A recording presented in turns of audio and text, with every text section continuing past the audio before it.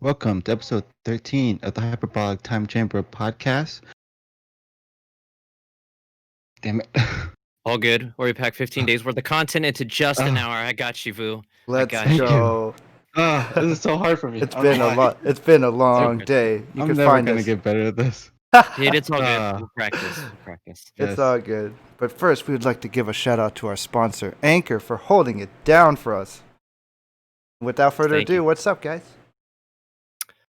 What's up? What's up? How you guys been? How's you guys day so far? Pretty good, hopefully. Pretty good. Doing Y'all, well. y'all treat the lovely ladies of your life to some nice breakfast or something. Yeah, It my is. my Sony PlayStation is getting a lot of love. That's you the go. real mama.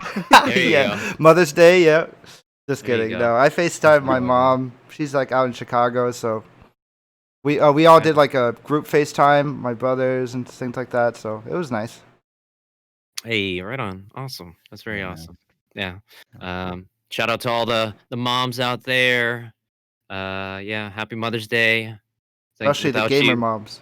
Yep, exactly. Shout out to all those cool gamer moms. You guys are real ones. Awesome. But yeah, so all right. So what you guys want to talk about this week? What do you want to start? Game news and what we've been playing. We can do that. All right. Who wants to go first? Any volunteers? Vu wants to go first. I know he has some juicy Me? news for us. Go, Vu. News? We need to Alright. get him off his nerves.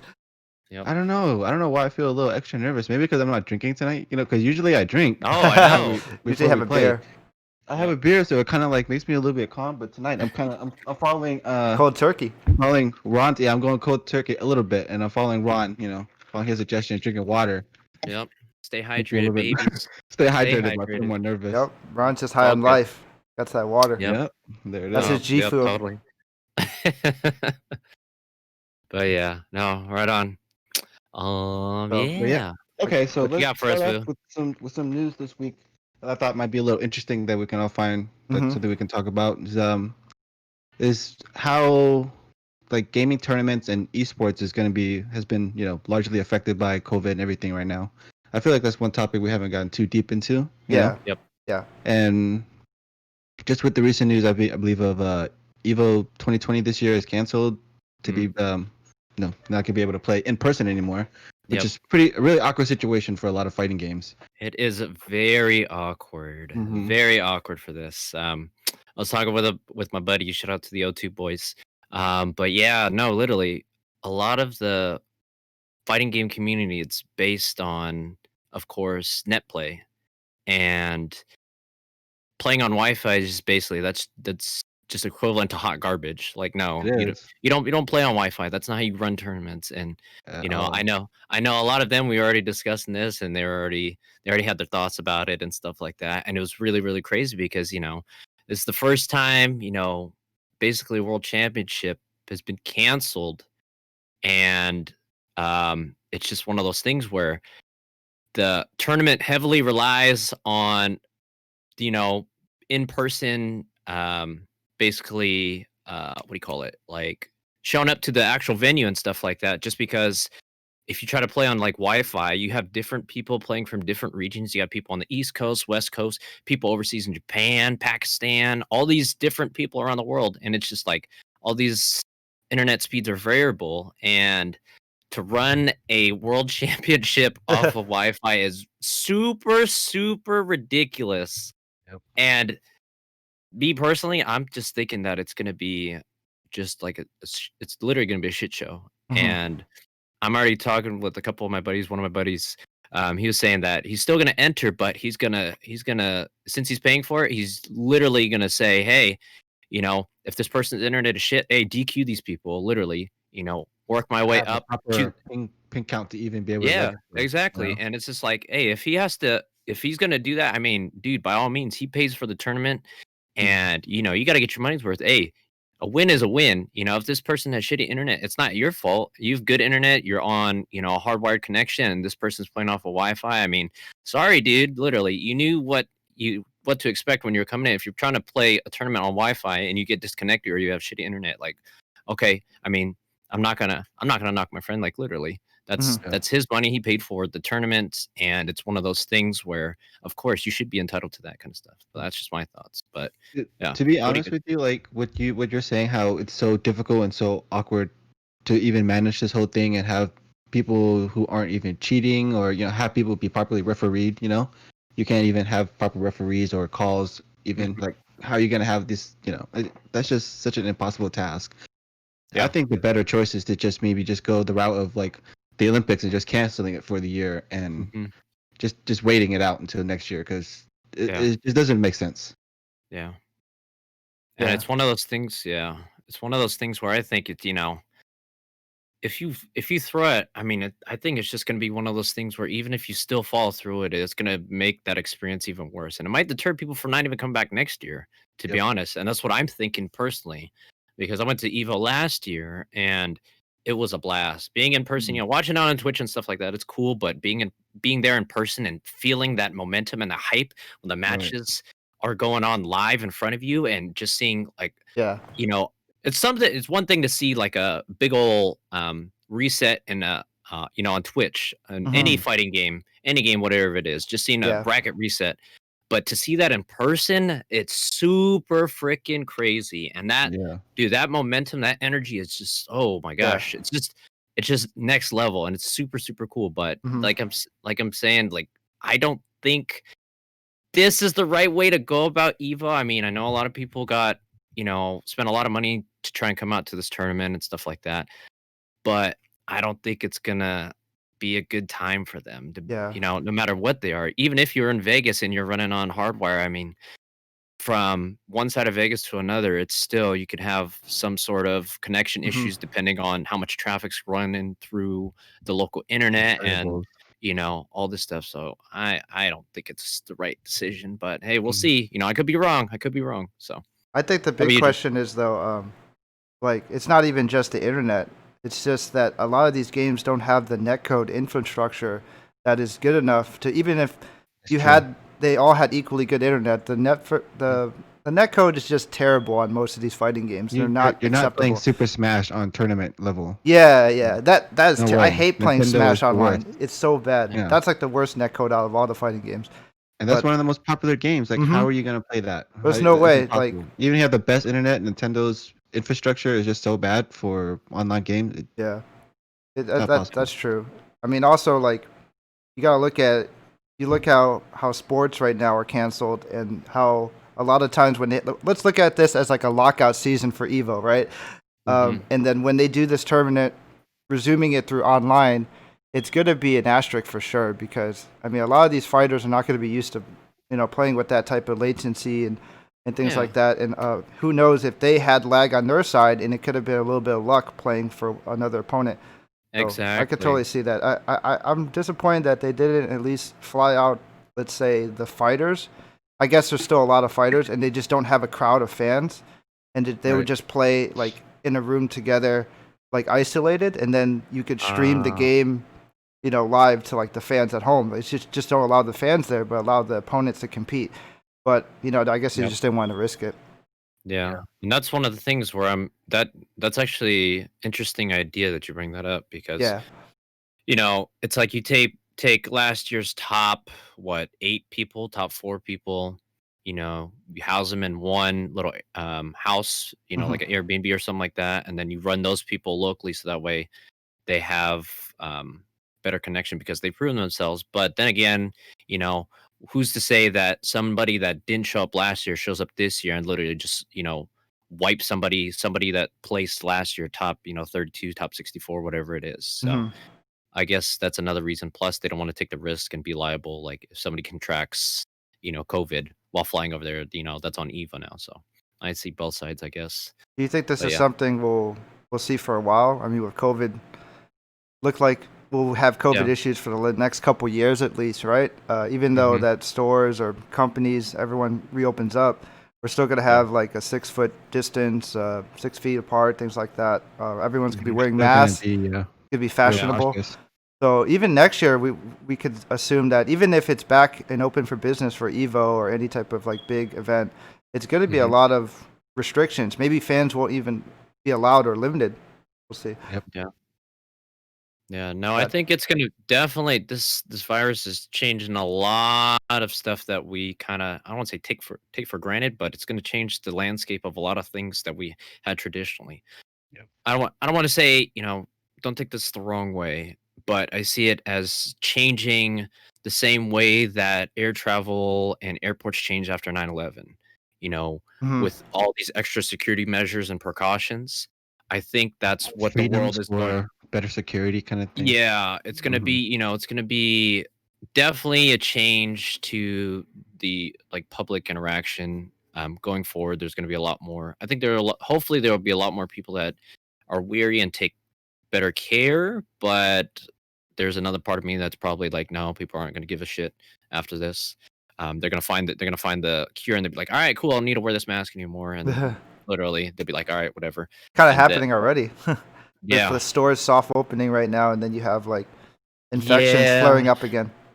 Yep, and it's just one of those things where I'm just like, it's stupid, and definitely it's gonna change the way that the world works going forward. Even after all this stuff is cleared up, after they find the vaccine, things like that. I think Mhm. definitely some of the stuff that we were used to back in 2019 and literally just in January, I think that might be changed. So we'll see though. We'll see. I'm optimistic. Hopefully things will go back to sort of normal, but hey, it is what it is. It is what it is. So, Every but event's been virtual now. Like summer games. I don't know if you guys want to talk about that yet, but mhm, everything's virtual now. It sucks. I mean, people with like who like EDM concerts or whatever. I see it on Twitch live. It's like so Hmm. bizarre. Like, are we living in like a twilight zone? Like when you wake up and the world is like still going on, but then you go to like a neighborhood and it's like all empty. uh-huh. Everyone's in their house. That's how I kind of feel like. Yo, I actually might start investing in freaking Oculus to be honest, because if it does go the way of like Ready Player One, you Hmm. see all the upticks for VR stuff. If this does become a norm, then basically we could see the rise of more virtual reality kind of headsets taking shape and improving things like that. I think So, that this it's just a definite chance that's gonna be a real thing in the future. Honestly, I think it's just hard right now because of how expensive it is. yep, But I think once so they too. get to a price point that everybody can get involved with, I think it's Hmm. gonna blow up. Yeah. Honestly, give it time. Yep. I think after you like standardize all after it's here for a while and you standardize all the pricing and stuff like that, you get it to a reasonable amount. I think for sure that it'll take off. But with this coronavirus stuff going along as well, um, if we are shifting to like sort of a digital kind of future to where hey, you want to be part of a concert or you can't make it and it's only like $30 and you Hmm. buy like a little ticket or a code, then it gets you into like a virtual event. I mean, we might see that depending on how long this virus goes. People might get used to it and just be like, "Oh, I mean, hey, that was cool. Like, look at that thing like we were talking about last week, like or 2 weeks ago. What's his name? Travis Scott. Is that his name? Oh Travis yeah, Scott? on When he had Fortnite. the Fortnite stuff, he had the concert in there. I mean, like, Hmm. it was probably already pre-rendered and stuff like that. But if just imagine if like what Jeff was saying with Hatsune Miku, Hmm. um, with the VR stuff, that you had a concert or something like that, and and Yep. Ready? and I got my stuff like VR that. headset. Let's go. Let's So, I mean, rock hey, out. we could see stuff like that, becoming the norm now, and less and less people actually going to physical venues just because depending on this virus and stuff. But yeah, anyways, enough talking for me. Go ahead, guys. I think. Yeah. Go What ahead. happened with the with the Summer Fest? Yeah. Let's What talk about games were they talking Summerfest. and what games were they Okay. announcing and Yeah. talking You about wanted to exactly? So, mention what games they're announcing, Right? Ron? yeah, Yeah. with the Summerfest stuff, there's some stuff that did come out. So if you guys don't know what that is, basically it is Jeff Keighley's, I guess he's producing it. It's his another baby. Jeff Keighley's the guy that hosts the Game Awards every year. He used to basically attend E3, cover E3, and he's basically the face of E3 journalism kind of thing. He's always the guy that talks about, oh, hey, we're going to interview all these new people and these developers, things like that. But um, last year, he said that he didn't want to go and attend E3 just because E3, he said it was becoming more of a for profit and just focusing on things that are not games, basically. And so he didn't want to be part of it. So he was like, I'm stepping away the first time in like 20 something years. And so a couple weeks ago, he revealed like, "Hey, I'm running this new thing in lieu of E3." I mean, just because E3 is canceled due to the coronavirus, like everything else. But Jeff Keighley was like, "No, hey, I'm not gonna stop there. I'm gonna bring you guys the games like how you traditionally want the games, because he's all about bringing you the back behind the scenes stuff, talking with developers, all the cool stuff that is traditionally E3." So he talked about the Summer Game Fest a couple weeks ago, and he just came out with the list of developers and publishers that are slated to show up. But Xbox, I think it was 3 or 4 days ago, was the first one up on this little festival, this virtual festival. And so they revealed a couple games. A lot of people were pissed. They were saying, yeah, this thing was garbage. And I agree to an extent, because the games that they did show off, it wasn't really, any big AAA. It was more of like the B tier and the C tier people, which, I mean, I see Party it. games. I see it. Yeah, I Mhm. see it in from both sides. Always playing devil's advocate, because one, you have the people that love Xbox. They want to see first party games, but then you have Xbox, which have their first party games they don't want to show off yet. Just like literally, you're trying to tease it. You don't want to blow everything in one go. You want to literally just tease a little bit at the same time. And then I think Xbox is going to have like a second conference later on to show off their first party stuff. But Yeah. I think this was like Continue doing it. yeah, I think this was just like a think so. test right now, just to see how well the viewership was, and they're just like teasing it with all the B tier and the like the third string kind of developers, and they're like, all right, cool. But We're doing a they little had foreplay before the real action. exactly. You don't want to just be like, oh, all right, let's get to it. They didn't want to You jump wanna- right into it. They wanted Yeah, to, you want to tease a little bit. You wanna give them a little taste. Give them a little taste. So. They're like playing games. No pun Yeah, intended. exactly. No pun intended. So, yeah, but they announced a couple different games. Scorn, Chorus, Vampire, Bloodlines 2, Call of the Sea, Medium, The Ascent, Scarlet Nexus, which is the new Bandai Namco That looks sick. 3D That arena looked kind fighter. of cool. Dude, it's a reskin of Naruto and freaking I just like anime looking None of games. those I like games the look all that aesthetic. interesting, to be honest. like Only that's why I said it Yakuza. was like- Only it was like- Yakuza. Yakuza yeah, looks cool. the Yakuza, that one was like, I don't know. Was that's that like a completely different game. Yeah. It seemed it's like a turn-based. standalone. Yes. It's a turn-based Yakuza game instead of like action-based. Oh, action-based really? game. That'd be interesting. Yeah. But Yakuza's Yeah, the team. I trust in them making a pretty decent game at least. It looks Yeah. pretty nice. The graphics for sure look so much better than the previous Yep. games. That's what I It's supposed to first be the noticed. persona of Yakuza. Hmm. Yeah. Yeah, because what Right. number are they on? Are they on 6 or 7? I think they're 6, working right? on 7 right now. I'm not even sure. They're on 7. 6 was Yeah. on the PS4. Okay, cool. So Yeah, yeah. because I think they're taking that engine and the Kiwami 2 stuff and basically adapting that to this game, which I don't know if it's going to be, hopefully it's not a full retail release. Hopefully it's like a $30 game, like how Blood Dragon was for Far Cry, because I don't know how I feel about that one. I think it's being a going to be its own standalone game, so I think it's I going feel to be like full it was price. full price, yeah. Because Blood Dragon was a DLC. Yeah. Hmm. And it was a really good DLC for $15. It was, but it's still a DLC. They're going to consider this its True. own game. Right on, for sure. I feel it then. Oh, and then Assassin's Creed. That was the big last Valhalla. reveal. Yeah, so they showed some gameplay for that. They updated us on some news about it, things like that. So it was pretty cool. Like, I mean, for the games, like I said, it wasn't the big hitters. It was like the B tier and the C tier. But I can understand why they didn't want to show off, everything in one go, just because you got to tease it. You got to tease a little bit. So Yeah. but the stuff that I did see, they are interesting. I think the one that caught my eye was, I think it was the Scarlet Nexus. It caught my eye because it was anime too. But I was like, I'm thinking it's Bamco. Hopefully, it's not a 3D Naruto like every other game. Freaking One Piece, just reskinned. You with said different characters. Bamco? Man, that's disrespect. Yeah, Bamco. it's Bamco, dude. It's Bamco, man. Man, they better step it up. Hopefully, I won't get another freaking 3D arena fighter. That's Speaking of seems like Bamco, all they can do. So yeah, I mean, literally what like Dragon Ball Z Kakarot is, it feels like kind of a Naruto Ninja Storm game because it is from Cyber Connect 2.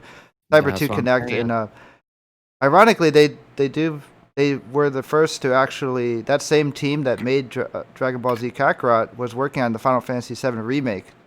They had first dibs on it, but I don't know how much of that original idea that is still left in the game in the final product. But they were actually the original ones to make the Final Fantasy VII remake before it went entirely in house with Square Enix. Yeah. Hit and miss, Namco Bandai. Stuff. Yeah, there's some good ones, there's some bad ones, but definitely, I mean, it's more the same kind of concept. It's literally you take this base template, you throw some new anime character skins on it, and you call it a new game. And I'm just like, yeah. I'm kind of over that. Thankfully, I only got I don't really buy any of their games. Like I bought Dragon Ball Z Kakarot, and it was actually pretty good. I would recommend it if you're, if you want to relive the Z story. Yeah, no, for sure. Let's see. Good. All right. They do have DLC coming out for Dragon Ball Z Kakarot. Actually, it just came out, so they finally have the boss fight with Beerus.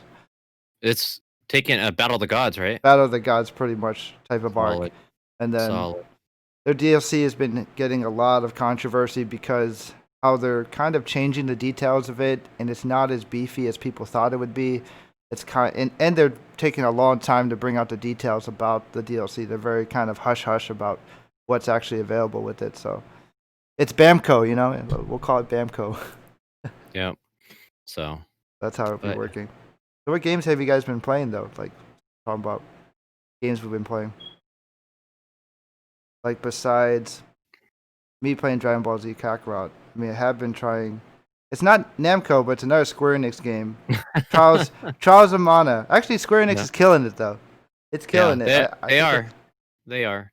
No lie. I think a lot of people bag on Square Enix, but with their remakes lately, with Trials of Mana and Final Fantasy VII Remake, a lot of people on the Steam community I've noticed have been saying that Trials of Mana is the better remake, which is funny because it's interesting. It only took them like a year and a half to make the Trials of Mana remake and a much lower budget. Game. Yeah, I'm sure it's a much lower budget. Yeah, but like people enjoyed. I guess people just enjoy like an old school feel because it is a remake of a '90s game. So it has the most more nostalgia feel. That's why I think people are so drawn to it like that. Maybe more the people in Japan, but because that game never came out here, but it still feels like nostalgia. Like you said, you played the original. Yeah, it still plays like a Secret of Mana, but a much better. Yeah, it's the same thing. So you still get that nostalgia. Yeah, it feels like the way the whole story is and the way it flows is really like a '90s JRPG, which is really it's not a bad thing. It's a really good thing. Right. I think everyone's just nostalgic of better days. We have so many remakes coming especially out. right now. Yeah, I think everybody's remembered the good times. Yeah, I'm already nostalgic. Yeah. The good times. Yeah, y'all remember when we used to go to malls and stuff, and literally we used to go outside and go to stores. The mall, I'm not too nostalgic. Man. Yeah, like Crazy. Your girlfriend brings you to the mall, makes you buy a bunch of stuff from. I gotta hold everything, girl. I was taking that. Maybe when you're a teenager and you want to look at some cute girls, and you go to the mall. Yeah. But yeah, that's still some good times. No, I do miss hanging out though. I do just miss doing little bits and things like that. Even, I don't know. Now we hang out online, on Zoom, on Discord, Zoom, on Call of Duty Warzone or something. We need to play some games together, the three of us though. Yeah. We need to find a game for us to play. We could play Warzone. There's a lot of free-to-play games. What do we got? We got Friends of Golf, but Ron hasn't bought it yet, huh? Oh yeah. I haven't bought it yet. Yeah. You should play that with us. That'd be fun. There's lots of mods. For sure. That should be a topic. Yeah. What are some good co-op games during this quarantine that people can play? Yeah, we could talk about that. Yeah, that's a good one. We'll talk about that sometime. We'll find a list of our favorite. Sounds good. For sure. How about you, man? Have you been playing anything this week? Oh, good. I actually have. So I've been getting a lot of flack from everybody, and I finally opened it. So you know me, I'm the guy that normally doesn't play any games. I just buy them and they sit on my shelf, like here, back there, Persona 5 Royale sitting there sealed still. But getting a lot of heat, and people were like, yo, you need to play Final Fantasy. How can you talk about Best Girl when you haven't played Final Fantasy? And I was like, all right, cool. I'll do it. So I ended up opening Final Fantasy, and I beat it all freaking, I think it took me like 41 hours, I think. Nice. And That's it a good was time. I was making really good time, and I think like I have to go back. I missed like maybe one or two side quests at most, and I think it was at the very end because I was like trying to Mm. 100% it the first playthrough, and I got to go back and do like some of the training missions or some of the extra missions and stuff Okay. Okay. to get some of the summons. But okay, so honest thoughts about Final Fantasy. I'm excited for this. Let's go. So I have never played a Final Fantasy game ever in my life. I've seen it, and it's just like what's it called? It's just like Blizzard. Blizzard, I love their cinematics. I've never played any other games except for Diablo. I've played Diablo 2 back in the day, but other than that, I haven't played World of Warcraft. I haven't played Overwatch. I haven't played what else did they do? Jeez. Overwatch. Overwatch, whatever other stuff. Oh, StarCraft. I haven't played StarCraft. But yeah, literally, it's one of those things where I've never played any Final Fantasy ever in my life. This was my first time into it. I've heard about it growing up, and people were always like, "Yeah, you need to play Final Fantasy." Blah blah blah. It's a great game, and for me, I was just like, I was never into it, so I was like, I'm good right now. I don't want to play it, but I finally got into it. So my thoughts when we were talking about best girl, that's still unchanged. Jessie is still my number one favorite best girl. I guess She is my we'll make this a sequel of Best Girl a little bit, since we Yeah. did mention it a couple weeks back. Yeah. Right.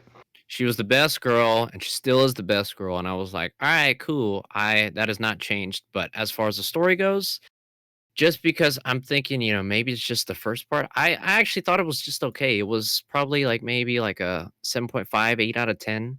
And Mm. it's because I haven't played Final Fantasy the original. So there was a lot of people that I was talking with after I beat it, and they're like, Mhm. "Oh, well, it's one of those things where you won't get some of the stuff because you didn't play the original, and there's a lot of Easter eggs and stuff like that." So, um, my impressions of the remake, it was a good game. I enjoyed it. It was fun. Um, as far as the story goes, coming from a neutral kind of perspective, it was okay. Like it was something that I didn't think it was like the best in the world, but it definitely wasn't the worst. The story was captivating, of course. Um, the visuals were very, very eye pleasing and eye catching. I loved all the graphics and stuff like that. And I'm guessing all the people that played the original, this is what they imagined in their head 20 years ago when they first played the game. They were like, wow, this is how, Midgar's supposed to look. And I'm happy for them. But coming from a non-Final Fantasy background, I guess I couldn't appreciate it as much as these people. I'm happy that the people that played it definitely, hopefully they enjoyed it to a certain extent. Like, how about you guys? You guys played the original. What did you guys think of the remake? Well, I guess I'll start first. Since we are going about our Final Fantasy background, now I have a little bit more experience with Final Fantasy. I've grew up watching my brother play, and I played it a bit with Final Fantasy 7, 8, and 9. My ex really loved Final Fantasy 9, so I have a lot of people in my circle, growing up, that really loved these games, and I was spoiled with a lot of the story through it, and we had a lot of discussions. And personally, for me, the main series game I beat was only like Final Fantasy 13, and I played a bit of 13-2. I played 10, and I played 10-2. I never got to finish him, but I got pretty close. But I did finish Final Fantasy 15, but I'm mainly more of the Final Fantasy MMO type player. I played Final Fantasy 11 Like for 14? years. Yeah, Final Fantasy 11 online, yes, and Final Fantasy 14 online for several years, which I'm taking a break on. So that's my Final Fantasy background. And I did play Final Fantasy 7, the original, to like Disc 2 or something like that. So I have a bit of experience to that. I eventually want to go back and play it after playing the remake, but I agree with the remake being more of mainly a fan service game, because it's cool to hear from you, from your fresh experience of it, with little to no nostalgic feelings for you, Ron. Because really, if it's like a new player looking in, they'll probably look at this game pretty average. I mean, I think Square Enix did a great job. It feels more like a sequel than a remake, because they are changing things up a lot. So if you go back to play the remake and you're talking about Jessie, she literally no, it's not really a spoiler since the story's so old, but Jessie literally dies like at the beginning. But in the remake, they make such a backstory for her. So they give backstories to characters that weren't very important in the original game, which I liked. Love it or hate it, some people probably just look at it as a bunch of filler. That's how I felt the side quests were. But other than that, the ending was so. For me, I liked it, but I'm a Kingdom Hearts fan, so I don't mind it. It is made by the same director, Tetsunori. He was making Kingdom Hearts 3 while he was making Final Fantasy 7 Remake. So the ending feels very convoluted, very confusing. I remember you texting us in the group chat, "Oh, this game is so confusing at the end." It is. Yeah. But all those, those flashbacks you get, it's everything was. It made sense for people who played the original. So it probably would have been better if you played the original first and then played this one, because it's more of like a sequel. Because it's pretty much they made this game where knowing that you already know about the original. That's pretty much how it pretty much goes for me. But how about you, Vu? What's your impressions and thoughts on the game? Like you guys were saying, like having nostalgia for the game does help out a lot. And I myself don't have a ton of nostalgia for the game because I did play it, but I never beat it. I only played up to the part right after Midgar. So I mean, I guess I do have nostalgia just for this part because that's the part I played. Mm-hmm. But I don't know. Yeah, I at least got that far on the game. Yeah, it's only like the first 5 hours in the original is what the remake covers. And I like the gameplay and everything is good. It's interesting getting to mix up all the different kind of characters and different styles, which is nice. But like you guys were saying, the story, it being like so convoluted, especially towards the end, kind of makes me fall off a little bit because I'm kind of doing a lot of guesswork and trying to figure out how all these characters are connected in new ways because it's not like the original anymore. Mm-hmm. Yeah. Okay. That's fair. It's very convoluted. I mean, like, how are they going to fit this with the movie Advent Children? And I played Crisis Core. Shout out to chat for mentioning Crisis Core. But Crisis Core is the prequel to Final Fantasy 7. That's a great game. You need to know that game, too, to know what's going on in the remake as well. Okay. Well, I think with that movie, it's going to be more connected to the original Final Fantasy story. 7, where this story is its own story. So if they were to do another Advent Children, it would be an Advent Children connected to this story. Oh, yeah. They're going to milk it. Because this story is already completely different, honestly. The movie back then, it came out like, 2006, the original movie, Advent Children? Man, like the graphics look better in the game than the CG movie now at this point. That's how how far we've came now. It's 2020. We're playing like better graphics than the Advent Children movie, which is in some ways, which is insane. But I agree with that. I think the Final Fantasy VII remake is more of a spiritual successor, a different probably not canon to a lot of people, but it's going to be like an alternate dimension type of story because it is. I mean, sort of a spoiler alert. It's more about changing your destiny. Changing pretty much they're not being shy about it. They're trying to change the story in this game, so we'll see. I mean, we know the ending of Final Fantasy VII was pretty heartbreaking. I still feel like there still will be some heartbreak, but they'll probably like remix it up, kind of like how Walking Dead, like a show, is not let's look at Final Fantasy VII original as source material. But we look at the remake as like the TV version, and then the original Final Fantasy VII is like the manga or something like that, or the comic book. Yeah. And so it's kind of loosely based off the original, but it's gonna like flip things around. Yeah. So I can't wait. Yeah, you guys are talking about like already heartbreaking. Like, I mean, that's some of the stuff that I already knew going in. Like, I know everyone should already who know. doesn't make it, and I was like, okay, cool. But still, when I got to that part, if you guys haven't played it, literally, I mean, Jeff already said it. Spoilers. Jesse dies. And I knew it was coming. Of the game. I knew it was coming. I knew it was coming, and I still was like, "Oh, damn it!" It's near the end of the game in the remake, though. It's like they remix it. You see how it's like, like that's one of the things was I was like, man, that's so sad. And then I was like, yo, I was going into it like I was like hoping that this is an alternate dimension where she lives, and I was like, all right, cool, maybe we'll see her, die towards the end in part 4 of the remake or whatever, but. I was like, oh man, this is heartbreaking, and I was like, damn. But yeah, rest in peace. Jesse's too thoughty anyway. Just kidding. No, I like Jessie a lot. She was a good character. Yeah. I liked how they gave her some backstory. They made her pretty wholesome. A lot of it was just literally her being bubbly because she's trying to hide some of that sadness because of her father was sick, and then also she's an actor too. So that's why they all Biggs and Wedge told, "Hey, watch out, Cloud. She's just acting. She's just playing around. Yeah. Like she's I was not. like, man. Yeah, she's not really like that. Like she's trying to say like, oh, I'm gonna make you pizza. I thought some of the lines in the game were very cringe though. Like you owe me a pizza. Like just before she passes away in the game. No, I It's thought like- that was heartwarming. That was it was No, heartwarming, but it's a little cheesy. It's cheesy Like a because pizza. it's an anime script Pizza. though. It That's is why. anime script. If you're Yeah. used to an anime script, you'll be used to the script in this game. Like that's the Yeah, reason that's why it it's like didn't affect me too much. But looking Mhm. like at some people's views on it, I'm like, it is kind of cheesy, I guess. that. It is. It's 100% cheesy. Yeah. We mentioned I last liked podcast it. how anime it is. Yeah, I liked it. Like some of the the voice acting in this game was super good. I want to ask you enjoyed- guys about the voice acting. Yeah. Something about it. I'm waiting Yeah. for that. Dude, I enjoyed the voice actor. Like, I watched the video after I finished the game. I watched the video of the girl who voiced Aerith watch herself, and she started crying. I was like, "Oh, that's so cool." She was like, "That's me." I was like, "Yo, that's super cool." And no lie, in the beginning, fuck, Barrett was so annoying. He was just like screaming and obnoxious. I was like, damn. But I was like, hey, he was, they meant to play him like this in the original, and that's how he was. And then so I was Yeah, like, he was a okay, bit like that in the game original. yeah. And then, eventually as the game went on, he became more bearable, and I actually enjoyed him. He's like one of my favorite characters. He's probably one He of the best. became a big cuddly bear towards the end. Like you Yeah. just want to give this guy a hug because Yeah, what he wants to do. He was pretty wholesome. Yeah. Molly. You Yeah. just feel for him, especially whenever he talks about his daughter or just holds her, it just makes you feel even more connected to him. Like Yeah. it's Yeah. really nice. He's a good dad. He's a good Cloud dad. is just a douche.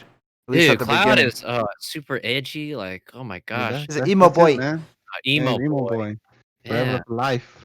Dude, and then literally back to Jesse, and there was that one scene. If you guys haven't played it, we're already talking spoilers, so sorry.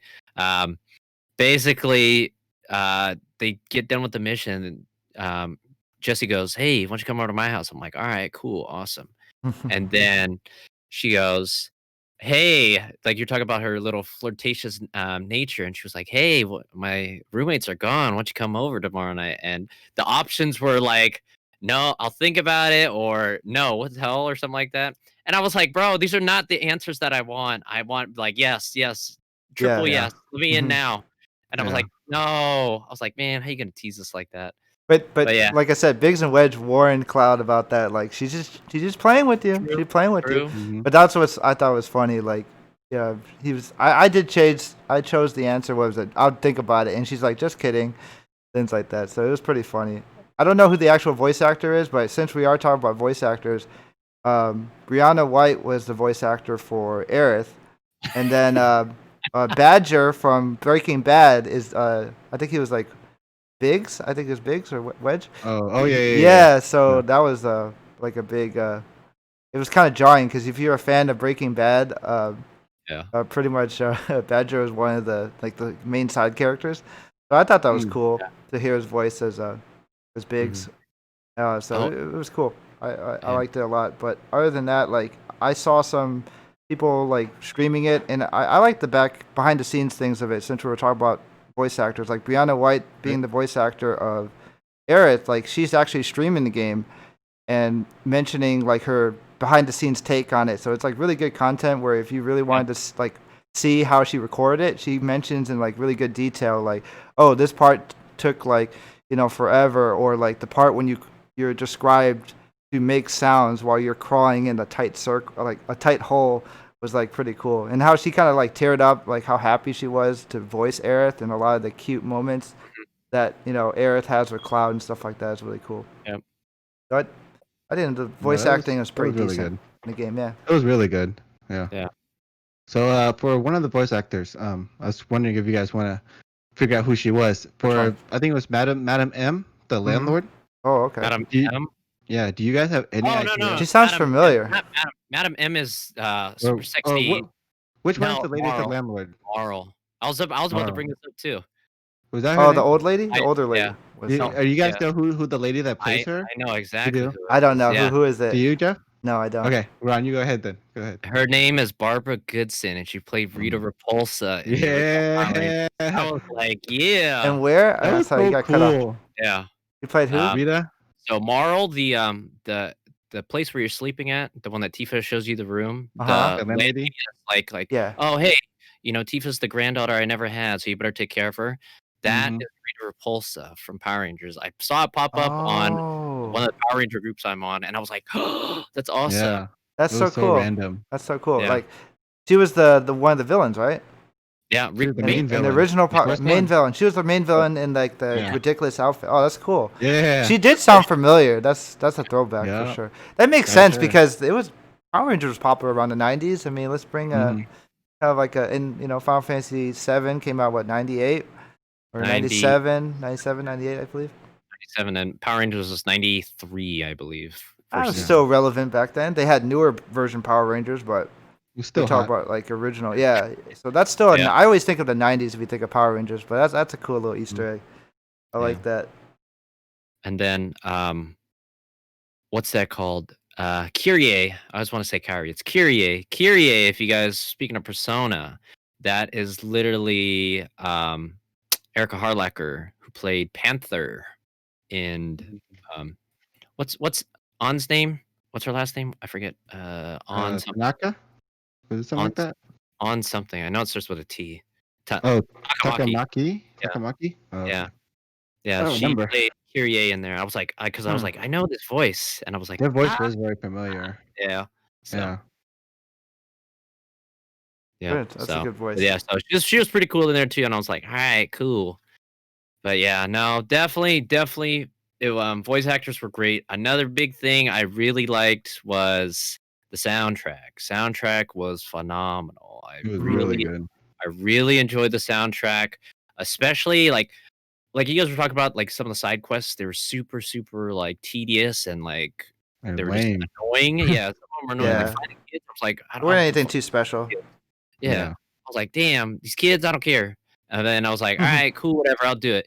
But then I think my favorite one was the dancing one at the honeybee, the squat challenge. Oh, that one was really good. I Yeah. love Oh yeah, like at my the favorite. gym, all the Yeah. gym side quests, mini The gym games are one's pretty good. cool. Like the Yeah. pull-ups with Tifa, the squats Yep. with Mhm. Cloud, and Squats then with Cloud. yeah, those are good. Yep. Yeah. And Jules, I love Jules. Jules was like, we can all get stronger together. I was like, all right, awesome. And then, Let's roll.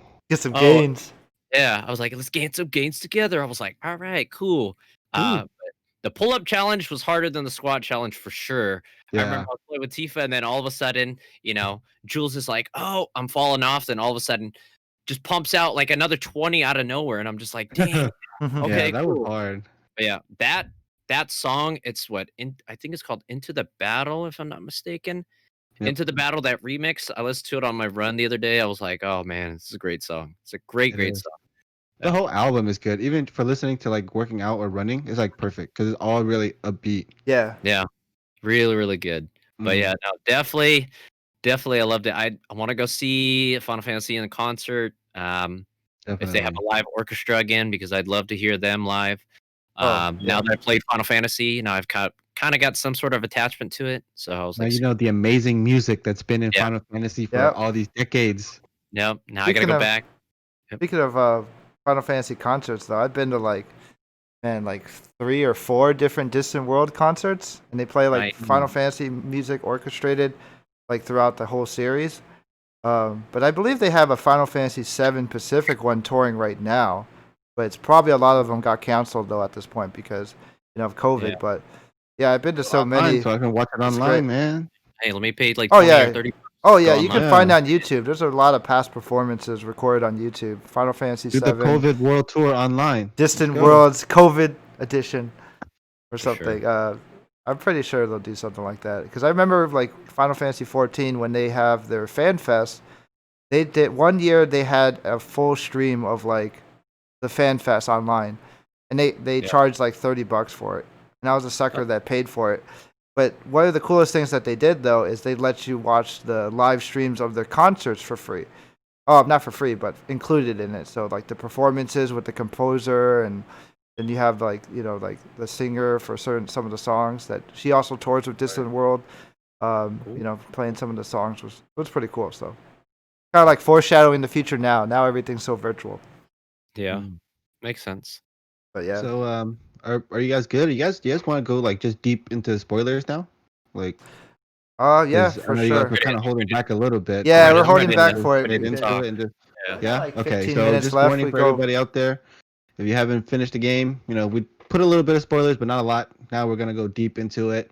Yeah. So yeah, Yeah. get out of Spoiler here if you alert don't want from to hear here. it. Mute Spoiler it. alert. Yeah. Mute it for at least 15 minutes and come back, and maybe we'll probably stop talking spoilers. We're probably gonna end with the spoiler. Tell you the truth. Yeah. Yeah. Well, I think we'll stay on stream a little longer since we have people. We might record a bonus episode like shortly after this episode, so we'll see. Sure. Other than that, yeah, I'm ready for spoilers. What did you want to talk about, Ron? Vu? I think Vu, he froze. You there, Vu? No, just whatever. Just talk about whatever you guys want. Like, Oh, if there's okay. Okay. Anything? All right. Or since the Ron end has or whatever. freshly beat the game, I think it's the Yeah. most. Like, what do you want to discuss? All right. So some of the things I already talked about was voice actors and the soundtrack, of course. But one of the things I was very interested in, just because they were dealing with all like what the hell were they called? Like specters and stuff like that, or the what do you call them? The Dementors from Harry Potter. I was like confused about You that. mean those like ghostly characters? Yeah. They're Those, like the time mages or whatever. Like yeah. So To, that was to me, I see those whispers as like being maybe Time like Whisper. like what do you call that? Like the souls or essence of like past people. hmm yeah. Let me see. Yeah. They're supposed to be the ones that are like making sure a certain course of destiny stays on. And like Yeah, you know how exactly. like in that scene where they were doing the bike fight scene, which is really reminiscent to the Gold Saucer mini game, which is so cool. Mm. Pretty much when literally all of the crew should have died, those like whispers saved them because it wasn't their time to die yet. So Yeah. That's that what was happened with Barrett. yeah, with Barrett and like Tifa, all on that Mm. car, they literally just Oh, got yeah. blown up. So, Mhm. but they got protected by the whispers. So, like, really, they're just like the ones that are alternating. Well, they're just making sure destiny is on their path. So Mhm. they're kind of like the enemy in a way. Juice, I mean, you do fight them pretty much at Yeah. the end. Like Juicer says they're plot ghosts. Okay, yeah, I can. Plot I ghosts, can yeah. vibe to that. that's Yeah. that's the So- most yeah. Yeah. Shout out to Juicer, Plot Ghost. That's the easier way to mention them. Oh, that's a good point. He says they are there to ensure that the events of the original Yep. game occur. Exactly. Okay, that makes sense. All right, very interesting. So They're, with they're, it- they're the fans. They're the mad Twitter people are saying this game sucks. Keep it at the original. yeah, They're the plot ghosts. that's interesting. Okay, Yeah. so yeah, not playing the original. I'm like, I feel like I'm missing out on stuff, and I'm like, all right, cool. I You can definitely still need to go play back. it, yeah. But with it, I'm like thinking, early on, I know, early on they didn't really like in the original, they didn't incorporate Sephiroth until later on in the game. And so it's very interesting to see him, a major villain, show up very early He's in this. everywhere. And so I was like, "Oh, that's interesting." So I was like, "Okay, what do they plan on doing it?" Like Jeff, you were saying, they're kind of taking their liberties and deviating from the source material, and they're kind of putting their own spin on it. So it's very Like a interesting. remix. Yeah, I've heard a bunch of different kinds of theories about like maybe the Sephiroth that is okay. Here's one theory that I heard is like the Sephiroth that's in this current, I guess, timeline that Yeah. we're playing in this game or this dimension's universe is a Sephiroth from the original timeline game Mhm. coming to this timeline and trying to make it so that he ends up being like victorious in the end, even Like he though time he traveled. knows he loses. Yeah, he knows he loses in the past. Well, he's not even time traveling; it's dimensional travel. He's Yeah, traveling basically, through different. instead of like going Yeah. up Like and a down, different- it's sideways kind of. Yeah, Yeah. yeah, yeah. He's not even going through time anymore. It's like Yeah. completely. That's why he talks so highly of destiny, and that like the destiny of this dimension is supposed to go this way, but he's gonna change. Because he it, knows and the end. he knows knows the how end. it's gonna already end. This Sephiroth already knows how it's So- gonna end, so oh, he can work it his way. I feel like Ah. all the other characters kind of know too, because it's like I guess the Mhm. butterfly effect, because they all kind of know what the actual end is. Like all the characters are like talking about changing destiny. Like what the hell? We barely just got out of Midgar. Like, and you're talking about what happened already. So it's kind of like they have a sense of what already is about to happen. They know it's something bad. for some reason, and then they're trying to change their future. So when you remember at the end, like I can see why it's like confusing for Ron, because it's just showing like flashbacks of like Aerith passing away or the meteor crashing into Earth. All that stuff was from the original. That was all the original foreshadowing of the original game. So they're fighting to change their future. In the original, Sephiroth wanted to use the meteor to gain power and become like a god. Mm-hmm. Oh, okay. That's what like that's the plan. Yeah, use Genova. Oh, okay. Mm-hmm. Yep. Interesting. And you see Genova in the game, but they don't really talk about her too much. Yeah. Like that's and like Sephiroth the mother from of Genova. Setra. Yeah. Yeah. That's where the Mako pretty much comes from, right? Like she's Mako comes from the Earth. From the Earth. She can control it. But they use don't they use the Genova genes and they made soldier characters out of them? Like Cloud has a bit of Genova gene. That's why he's so strong. That's why he's so strong to take out Sephiroth. Zack and Cloud both have Genova's DNA inside of them too. Just like Sephiroth, but it's kind of like the Metal Gear. Like that's true. Metal Gear, Solid Snake, that's true. They have the Liquid Snake and all the different snakes. These are all different, kind of like but they were like clones, but the similar gene, like weapons, basically made weapons. Yeah, they're fruit from the same tree kind of thing, and they're basically taking a piece of it and then incorporating it. And they interesting. It's really confusing and convoluted, like you guys are saying. It is. I mean, all along. This came from the dude that makes Kingdom Hearts, and that's why Kingdom Hearts is so confusing. It's like my buddy Joe. Shout out to Joe. Literally, he was a big fan of Kingdom Hearts, and he was talking about literally Kingdom Hearts was great up until 3, and then every time we talk about it, Raymond in the chat, we were hanging out with Joe one day, and he just went on a rant about Kingdom Hearts, and he got fired up about it. And so I'm worried about like some of the people that love Final Fantasy VII that Tetsuya Nomura, like literally, if he does the same kind of thing to Final Fantasy, like if people are gonna be turned off by this remake and just be like, "Yo, you're changing too much." Literally, you said blah blah blah. This is supposed to happen this way, and now you're changing all this. That'll be interesting to see. It is part of his baby though, because he's the original character designer and worked on the original Final Fantasy VII. So I can see why they trust him the most. But like I'm not Final Fantasy. I'm talking about Kingdom Hearts 3 was a bit of a disappointment. I played Remind the DLC too, and it was kind of disappointing as well. Like it literally feels like Remind feels like the ending of Kingdom Hearts 3 Remind's DLC feels like the ending of Final Fantasy VII Remake a little bit. So convoluted and everything. It's confusing. They always like bring more questions than answers. Hopefully part 2 will back up a lot of the stuff. But yeah. I mean, I liked the ending in Final Fantasy VII Remake. I thought it was a fun, like, epic battle with Sephiroth. That was so stressful. I think that one was a stressful battle, but also it was that one with Barrett and Aerith. The one where you're fighting that little robot, the skating robot with the plasma. I hated that one. It took that me one sucked so at least that one was really 2 tries at least. Yeah.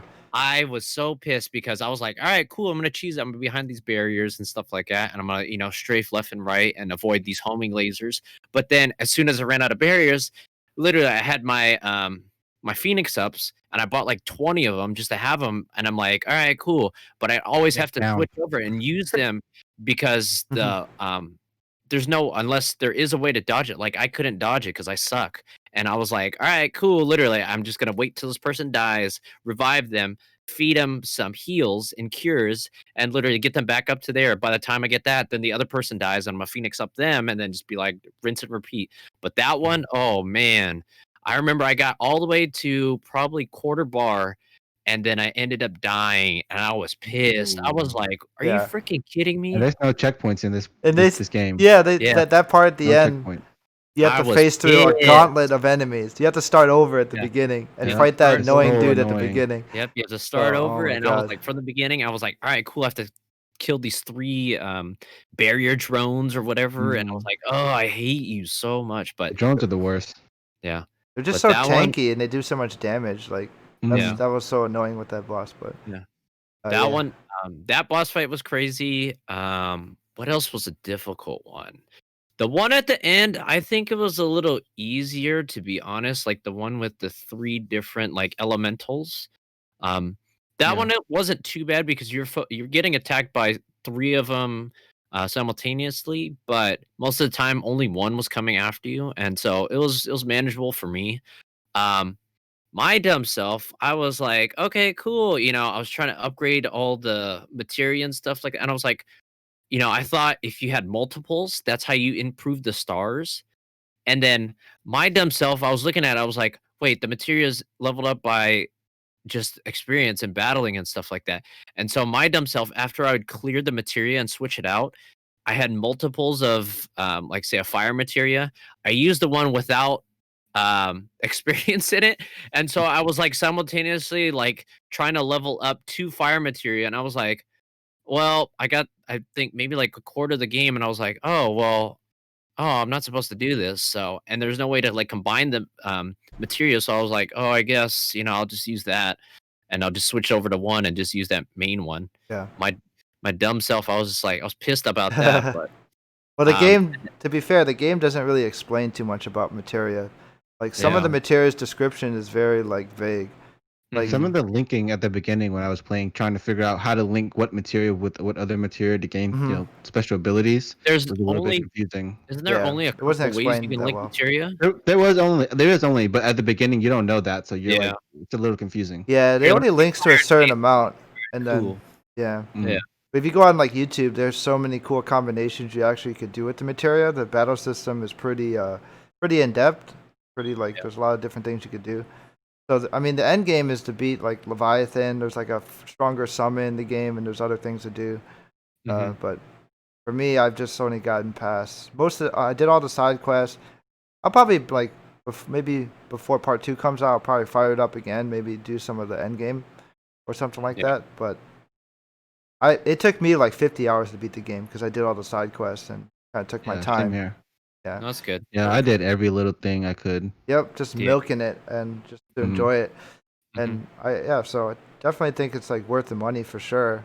Hopefully part 2 doesn't come out like 5 years, maybe in like 2 years at most. Yeah. I think it's like way too long. Yeah, I think we're gonna get an upgrade on the first one on the PS5 when the PS5 comes Oh out. yeah, like an it'll enhanced be like edition. a PC version too, just like updated graphics probably. That's the other things I wanted to talk about. That's what reminded me. All right, so some of my gripes about this game. So some of the dialogue didn't match up just because I was kind of pissed. Like when they're walking around on the train station specifically, they were like, "Oh, we gotta hide." I'm like, Barrett, you're a dude with a big ass gun for a hand. You're with literally a soldier, ex-soldier with a big ass sword. And I'm like, bro, they're gonna know it's you. So that kind of stuff, I was like, all right, whatever, It's probably because And Tifa got some big knockers, so she can't really hide. That narrative dissonance. I was just like, bro, really? I mean, of course they're looking. You're the dude. You're the one dude that literally has a gun for an arm. Like, but that's like any anime you watch. Like, oh, the main character, he like looks hella out of place, but people are like, who is he? Who are we looking for? Who's Alphon? Like if you ever watch any of these animes where the characters are famous, people still don't know them. It's like it's just weird. Yeah, and then another thing was sometimes the graphics. I was pissed because I was like, dude, you guys spent this much money, and some of it looks like they cheaped out. Like one thing specifically, the doors. The doors look like garbage. Like the I don't know, whatever. When you open the door, they look like trash. And I did have some bad texture pop-ups too. Yeah, it's like PS2 graphics, and I looked at the door and I'm opening it, and I was like, "What the hell?" You guys play on a base PS4 or PS4 Pro? I played at base. Okay, I played on PS4 Pro, so I didn't notice that. I guess that's because of the upscaling of the graphics, so the resolution doesn't look. But honestly, the game for how big it was, even there's little graphics glitches. There weren't really too many game glitches that ruined my gameplay. Yeah, so, bro. Honestly, pretty polished for you. Mine was pretty good. I didn't have too many problems. So what happened with yours? Mine. Okay, so with the texture, I want to bring up one more point. When you're towards the end game, literally you're overlooking like basically the slums from the Midgar, like the upper levels, whatever they call them.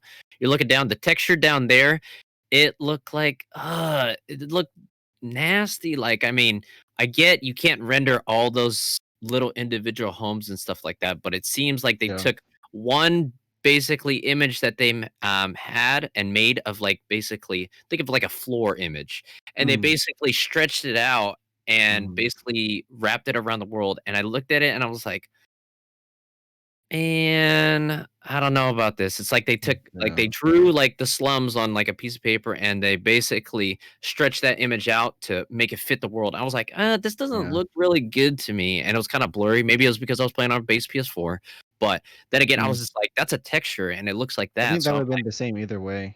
yeah. So I'm like, but then with it, we're talking about the what were we saying before this? Sorry. We're talking about the game grading. So I worked hard. I did all the quests that I was supposed to do because I wanted Aerith in the red dress and Tifa in the blue. Well, Tifa already had the blue, but then you thought about that already? Cloud in the purple or the that'd be good to discuss. What outfits did we get the first time around? Like yeah. So when I got to Aerith's reveal where she had the red dress, I was like, all right, cool. I loaded it up. I was playing. I was like, all right, cool. I got to it and then it was fine. Then all of a sudden the text comes up and there's no sound and she's talking and I'm like, wait, that ruins it. I never had that issue, yeah. I was like, wait, hold on. Why aren't they talking? I looked at it and my buddy Tony was over and I was like, yo, is this supposed to be like this? He was like, they're not talking. He was like, no, it was a cutscene. And I was like, fuck. And so I was looking it up. I actually messaged my buddy Jesus, who's in the chat right now. And I was like, yo, hey, have you had any problems with this? He was like, no, I haven't had any problems. And then I'm like, damn it. I was saying that literally.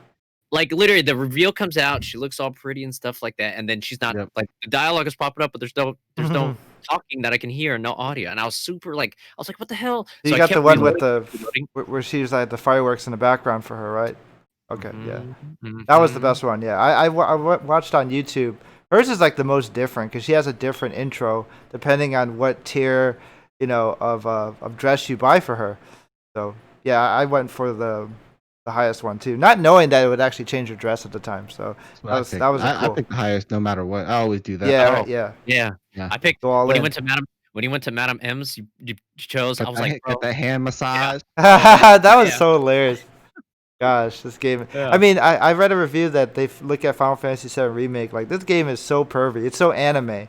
There's so many anime tropes. Is so thirsty in this game. Like, the camera always pointing at the right spot. Super thirsty. Like animes. They always have the awkward angles with the female characters, like showing their butt or like almost like upskirt.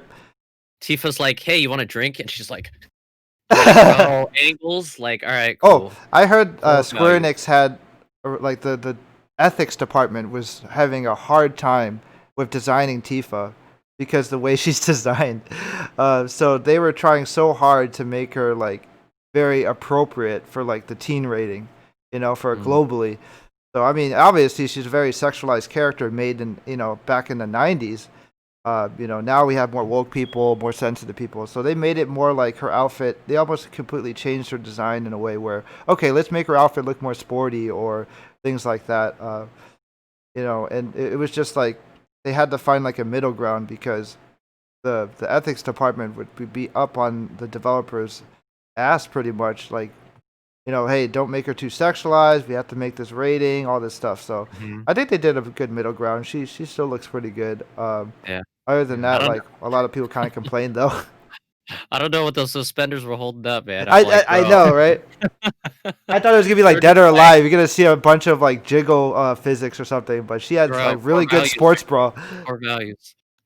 I was just like, whatever, man. Hey, I'm for it. It's all good. Aerith, best girl, man. I like Tifa too. Tifa's cool. But let's speculate the ending since we're kind of running out on time. Do you guys think by the time this is like all over, do you think they're gonna give an option to save Aerith? I think that's like the biggest question everyone's already speculating. Oh.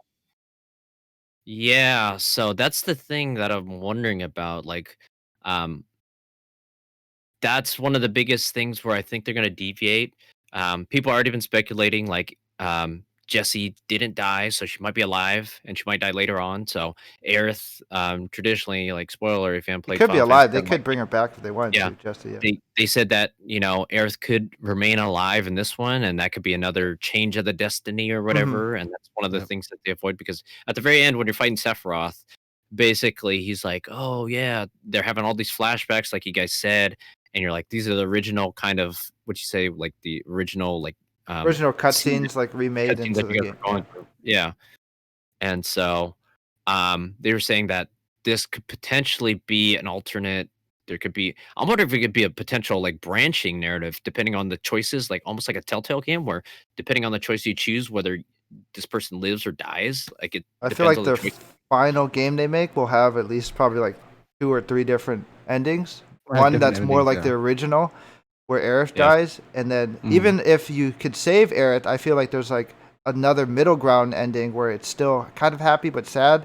But if you save Aerith, then Tifa somehow dies or something like that, Mhm. and then maybe there might be like a secret ending where you could save all of them, I guess. But I Mhm. feel like if they go Well- one way, like we might see like Tifa die, because I feel like they want to still keep that same impactful ending, even though like Right. you save. It's like a, like a butterfly effect where you save one person, this person dies or whatever. But you, I yeah, feel like but you that's where they're lose gonna go. something. Yeah, you lose something, cause and effect. Yep. So I feel like it's gonna Well, go that way okay. probably. Well, Yeah. with the ending of the game, like if you guys noticed that the ending of the game, there's Zach. I don't know if I don't know if Oh you yeah, remember that's who true. Zach is at Yeah, the end yeah. of the game. He's There is multiple flashback cutscenes. There's 2 cutscenes with Zach, and if you don't know, in the original story of Final Fantasy, Zach dies even before the story I think Mhm. starts. He Mhm. dies way before. Mhm.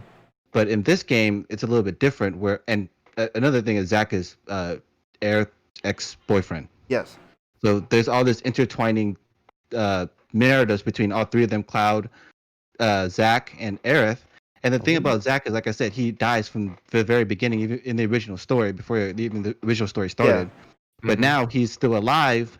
So are they gonna have like 2 stories where you get to choose if Zach dies in certain ways or in another way? You know, like how you're saying about Aerith, and Yeah. how those stories are gonna connect. I can Like see him everything being a is playable completely different. character in the sequel. It's definitely hinted. But if Well, he you was a playable character in the previous games too. Crisis Core. Crisis So Core, literally, yeah. when you see Zach in that scene that you mentioned, Vu, that's like the Mhm. ending of Crisis Core, and we all Yeah, assume yeah. he dies. Right. But then it's kind of like showing him that he actually survived because it shows him alive still. Mhm. But then it kind of Well, in shows the that original game, he is for sure dead. He's gone. he's in the original He game. He's isn't. dead. Yeah, he's In dead. Crisis But yeah, Core, in this I'm game, pretty he's sure alive. they're implying that he died too. But then that's Mhm. the same last fight scene in Crisis Core where he dies. But in this game, they showed Right. that he's still alive. He destroyed all the Shinra soldiers, and he still walked alive. He carried Cloud out. Yeah, so I And you saw assume when like the 2 of them walked past each other, Aerith, Cloud, and Zach. You can tell like they felt like each other's like presence. timelines or like presence through their timeline kind of like Yeah, mixing together. but do you feel like they're like not in the same between timeline though? dimensions. Still, like they're Yeah. still because it looked like when they walked past each other, but they didn't see each other. So it's pretty much Mhm. trying to show that like he's still in a different timeline, and it might Right. come to clash with like the plot ghost or whatever. I don't know. Something gets Mhm. messed up. Whatever they did to like change history, it might Yeah. collide or something like that. But Yeah. but it seems And like in the see- timeline they're already in, he's already dead. I don't know unless it's like like you Yeah. said, they might come together. I don't know. Yeah. And that was the confusing part for me. Like at the very end, when they basically everything is like getting blown up and they show all these flashbacks and stuff like that. Like, is that creating excuse me, is that creating these different timelines? Like if there was like 4 different kind of timelines that they went through. Basically the one where Zack was fighting all the Shinra soldiers and Mhm. basically carried Cloud. So that's one timeline. Then they showed the other ones, where I think it was the meteor crash, and they showed that timeline. Then they showed these other ones. I can't remember off the top of my head right now, but literally, I'm thinking, is that part of say one alternate timeline, or is that part of 4 different alternate timelines where it could be potentially later on in part Branching. 4 of the remake that we can choose one of these 4 Yeah. alternate endings, Right. basically depending on the Yeah. decisions that we make in the game. And that's what I'm warning about, because I'm like, if it's dealing with like alternate timelines, then we have like a Doctor Strange kind of scenario where Yeah. it's just like, Yeah. all right, there's 14 million possibilities and all this Freaking kind of stuff. Tetsunora. Well, it's true because you don't know how it's gonna end, because in the very ending it says the unknown journey continues. So you Because they don't know what's gonna themselves. I happen. was kind of laughing when they said don't- that. yeah, they don't know themselves. Because that's how Tetsunora writes his games. He's like, Right. well, we'll know until we get to it. Yeah. Mhm. But we're writing The it up. end? Question mark? Yeah.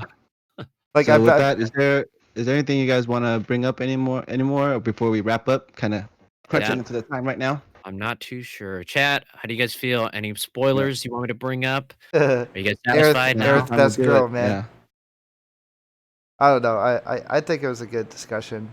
it's good. Hopefully we'll No. get news about part 2 soon, and Yeah. we'll put it to bed for now. Yeah, like Mm. definitely like I said, I enjoyed it. Um for sure. Coming from like the game was fun. Story-wise, it was okay because, this is the first part of a game that is longer, so I'm gonna go back and play the original. Then hopefully Yeah, I'll go back and get some of the callbacks. yeah. Um, You definitely which will when you cutscene play did it. you get at Aerith's house? Which one was that one? Is that the one? I'm trying to think what cutscene it was. When you first go to her house. Which part of that, Jesus? I'm trying to remember. It's all blurring right now. Let me I see. think that's at the beginning of the game when they first met, then, right? Oh, that cutscene. Oh, after she's captured. After Aerith is captured. Which cutscene is that? I don't remember. Yeah, I don't remember either.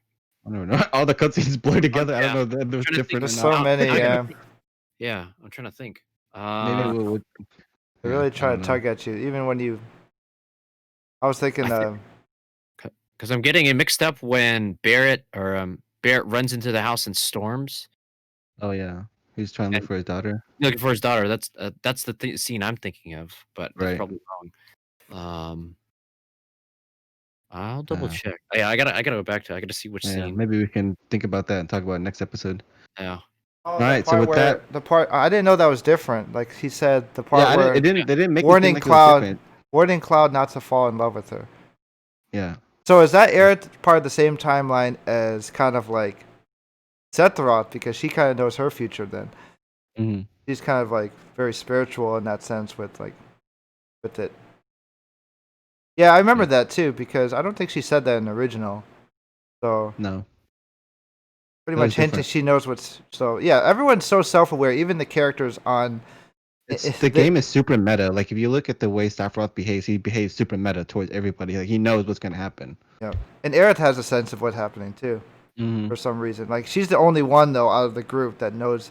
Yep. It's like her and like she has so much knowledge of Sephiroth already, and we barely even like met him. Everyone's Yeah. like, "Who the hell is Sephiroth?" And Cloud's getting those flashbacks too, so it's kind of like alternate bugs. dimension, and really, it's Yeah. crazy. There's time travel, dimensional travel, all Damn kinds of Tetsunora. energy. Yeah, The everything. monkey brain story, man. Yeah.